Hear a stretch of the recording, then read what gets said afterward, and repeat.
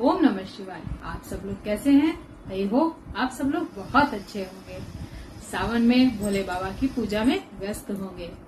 तो भोले बाबा का जो सावन महीना चल रहा है, उस महीने में मैं आपके लिए रोज एक भोले बाबा का भजन लेकर आती हूँ। आप लोग इस भजन को जरूर सुना करिए। मेरा ये वीडियो 9 बजे आता है और आप लोग इस भजन को सुनिए, अपनी सखियों के साथ, अपने परिवार के साथ इसको गुनगुनाइए और भोले बाबा की भक्ति का आनंद लीजिए। चलिए शुरू करते हैं भोले बाबा का ये प्यारा सा भजन।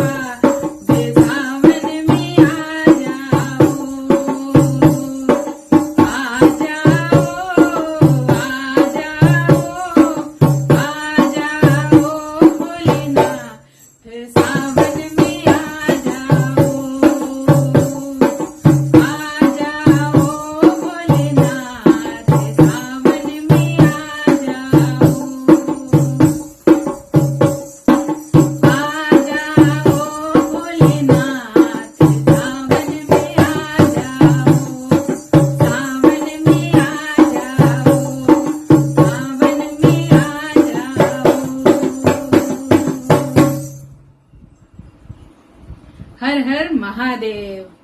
आपको मेरा ये भजन प्यारा सा कैसा लगा मुझे कमेंट करके जरूर बताइएगा। और अगर मेरे चैनल पर नए हैं तो चैनल को सब्सक्राइब जरूर करिए।